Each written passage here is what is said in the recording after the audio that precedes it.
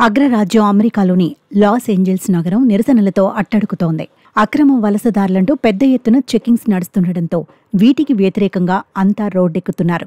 ఇదెక్కడి దబాయింపు అంటూ ట్రంప్ వైఖరిపై గరం అవుతున్నారు. ఇప్పటికీ 4 రోజులవుతున్నా వేలాది మంది ప్రజలు వీధుల్లోకి వచ్చి నిరసనలు తెలిపారు.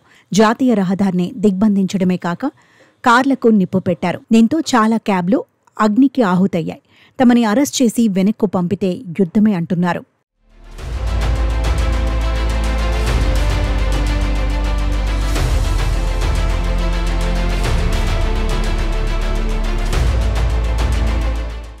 లాస్ ఏంజల్స్ అమెరికాలో 2వ అతిపెద్ద నగరం.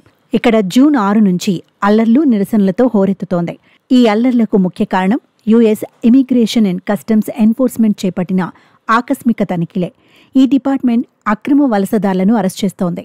లాస్ ఏంజల్స్ కౌంటీలో 130కి పైగా దేశాల నుంచి వలసదారులు ఉన్నారంటే అక్కడ డామినేషన్ ఎవరిది పెరుగుతుందో అర్థం చేసుకోవచ్చు.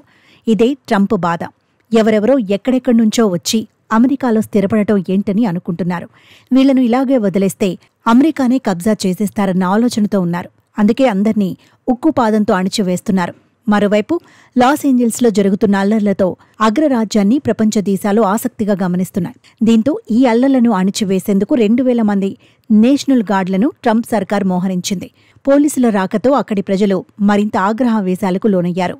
ఆందోళనకారులను అడ్డుకునేందుకు రబ్బర్ బుల్లెట్లను ప్రయోగించారు పోలీసులు.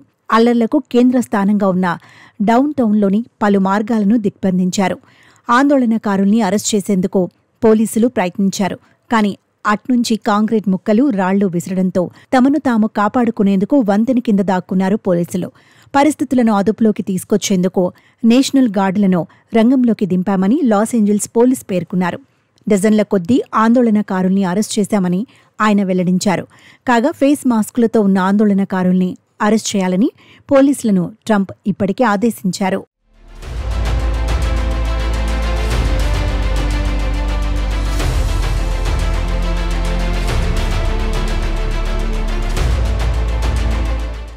అక్రమ వలసదారులకు నాయకత్వం వహించే యూనియన్ నాయకులను కూడా అదుపులోకి తీసుకున్నారు పోలీసులు. Army style operation, bullet proof vehicles, rifles ఇలాంటివన్నీ ఆపరేట్ చేయడంతో స్థానికుల్లో భయాందోళన పెరిగింది. అందుకే వలసదారులంతా తిరగబడ్డారు. ఇదిలా ఉంటే లాస్ ఏంజల్స్లో నిరసనలు జరగడం ఇదే తొలిసారి కాదు. గతంలోనూ పలుమార్లు ఈ నగరాన్ని కేంద్రంగా చేసుకుని భారీ నిరసనలు జరిగాయి.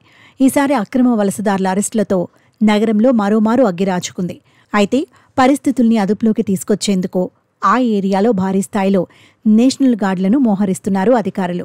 ఈ గార్డ్స్కు సాయంగా మరో 700 మందిని మెరైన్లను మోహరించింది పెంటగాన్. ఇమిగ్రేషన్ అధికారులతో పాటు దాని ఆస్తులను సంరక్షించే పనిలో వీళ్లు ఉంటారని పెంటగాన్ ప్రధాన ప్రతినిధి సీన్ పార్నెల్ తెలిపారు.